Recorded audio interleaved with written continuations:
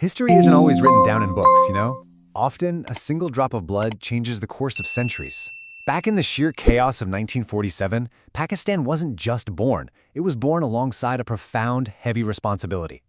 Buried beneath this land were the cries of 200 years of slavery.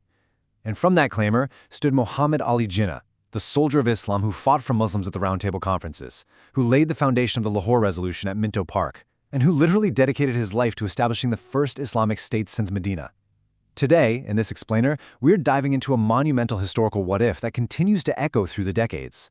We're going to unpack the source's central, truly profound question. What would have happened if the Quaid had been given just a little more time, say 10 more years? This isn't just some fun guessing game. By looking at the structural and psychological realities of Pakistan's infancy, we're going to see how an extra decade of his leadership might have fundamentally altered the state's domestic and global trajectory.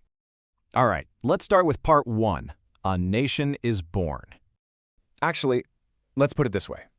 Pakistan's first year was an absolute battle for state building and basic survival.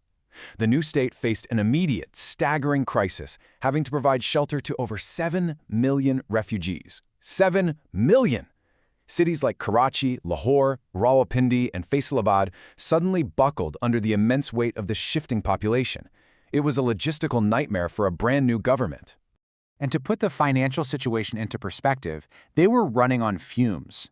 The government had to operate on a virtually empty treasury. Pakistan received only 200 million rupees, while India walked away with 750 million, so they're trying to manage a catastrophic refugee crisis with just a fraction of the capital. But here is where it gets incredible. Despite that extreme financial imbalance and a complete lack of infrastructure, Jinnah successfully established the State Bank of Pakistan by July 1948. It was a massive milestone. Tragically, though, marking the inauguration of the state bank ended up being his final public appearance before pneumonia overcame him. Which brings us to part 2, the Great Leadership Vacuum. The explainer maps out how his passing in September 1948 left the most critical seat of a brand new country completely vacant. It was a structurally devastating loss that created a massive leadership vacuum. And that hole only deepened when Prime Minister Liaquat Ali Khan was assassinated just 2 years later. Losing those two fractured civil authority entirely. And by 1958, this civil instability forced the military, led by Ayub Khan, to step in just to prevent a total state collapse. The immediate consequence of that vacuum? Complete paralysis.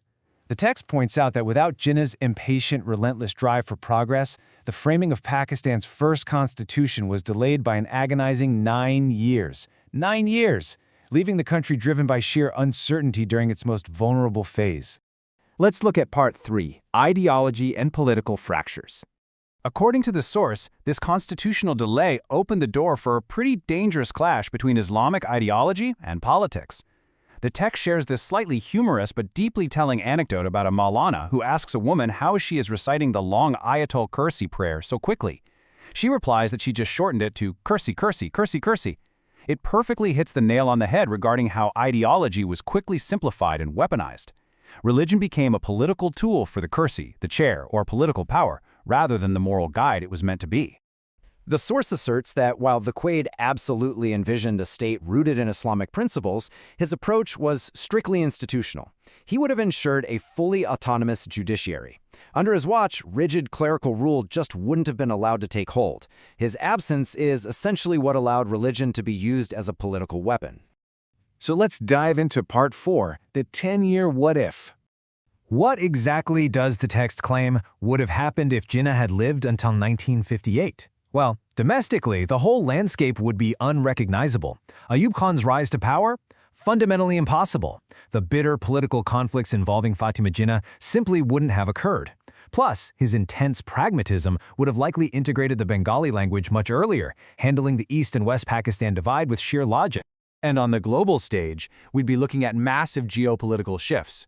He likely would have solved the Indus Water dispute early on, avoided heavy immediate U.S. alliances, and focused on forming an independent Islamic bloc. Oh, and his strong continued diplomatic pressure at the UN against the partition of Palestine? The source argues that might have fundamentally altered Middle Eastern history. The explainer even throws out this highly provocative hypothetical. If Jinnah's pragmatism and mutual consultation had successfully solved early disputes with India, preventing those initial wars, might Pakistan have never even turned to developing a nuclear program? It's wild to think about how one leader's diplomacy could completely alter the military trajectory of an entire region. Moving to part 5, the psychological anchor. To really grasp the true tragedy of his early death, the explainer shifts to social psychology. Just look at his contemporaries. Ataturk led Turkey for 15 years, stabilizing its economy through the Great Depression. Nehru led India for 17 years, integrating over 500 princely states and reassuring his nation on the radio after every crisis. Pakistan was deprived of this vital psychological anchor. Jinnah only had 1 year. In social psychology, they call this a psychological rupture.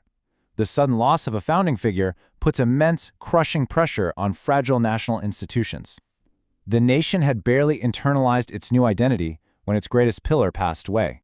Because, Jinnah's style wasn't ever about just barking orders. He addressed the public with logic, numbers, and absolute conviction. His ongoing presence would have sustained national morale through all those early hardships and guaranteed the strict rule of law. We leave you with this final, powerful thought from the source.